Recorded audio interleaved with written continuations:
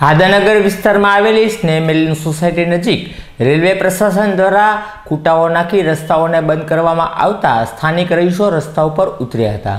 હાદાનગરની સ્નેહ મિલન સોસાયટીના રહીશો રેલવેની પ્રિમાઇસીસમાંથી ચાલતા હોવાને લઈ રેલવે પ્રશાસન દ્વારા આ રસ્તાઓને બંધ કરવામાં આવ્યા છે, જેના કારણે આ રહીશોને ફરીને ચાલવું પડતું હોય ને પારાવાર મુશ્કેલી વેઠવી પડતી હોય તેવા સૂર સાથે તમામ રહીશો રસ્તા ઉપર ઉતર્યા હતા અને આ રસ્તો ખોલવા માટે તેમણે રાજકીય આગેવાનો પણ ફોન કર્યા હતા, પણ કોઈનો સંપર્ક થઈ શક્યો ન હતો। ત્યારે આ રહીશો દ્વારા આ રસ્તો ખુલ્લો કરવાની માંગ કરવામાં આવી રહી છે।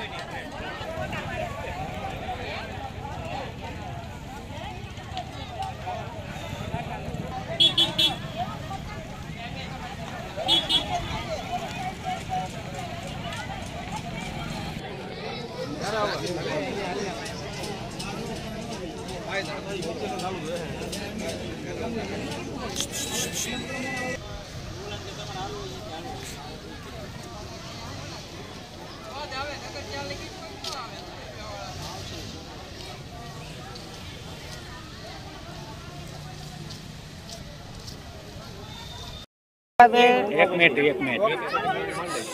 ए भाई फरीदाबेन हसनभाई मीठाणी कया विस्तार में रहो सी सेक्टी 1 में અત્યારે શું સમસ્યા છે? हमारी समस्या एम से कि रेलवे ना किता से चालू बंद करे से चूंटणी आवे से त्यारे खोली नाखे से। अत्यारे मैं बधाने फोन करी चूक्या छे, कोई आवतुं नथी। 108 अंदर आवती नथी।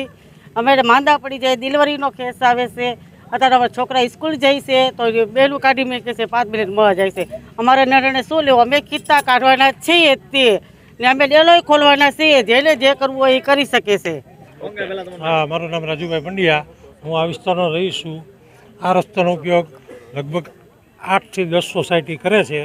1950 વખતનો મહારાજા સાહેબ વખતનો આ રસ્તો છે અને રેલવે એના ઓફિસરોની જોખમીથી આ રસ્તો બંધ કરી અને અમારી 10 સોસાયટીની લગભગ 25,000 પબ્લિક છે એને તકલીફ ઊભી કરી છે। હવે જેમ અગાઉ બેને વાત કરી કે કબ્રસ્તાન અહીં છે, એમ અમારું હિન્દુનું સ્મશાન ત્યાં છે, અહીંયા ક્રિશ્ચનની વસ્તી છે એનું કબ્રસ્તાન કુંભારવાડે છે। બધાને રસ્તો આ જ છે મયત લઈ જવા માટે, બરાબર? એ રસ્તો બંધ કર્યો છે।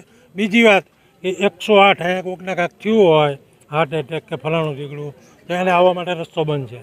ફાયર બ્રિગેડ અહીં કોઈકને આગ લાગી હોય નજીકમાં, તો આગ લાગી હોય તો ક્યાંથી આવે? આમ ફરીને આવે તો 5 કિલોમીટર થઈ જાય તો બળી જાય આખું બધું ઘર।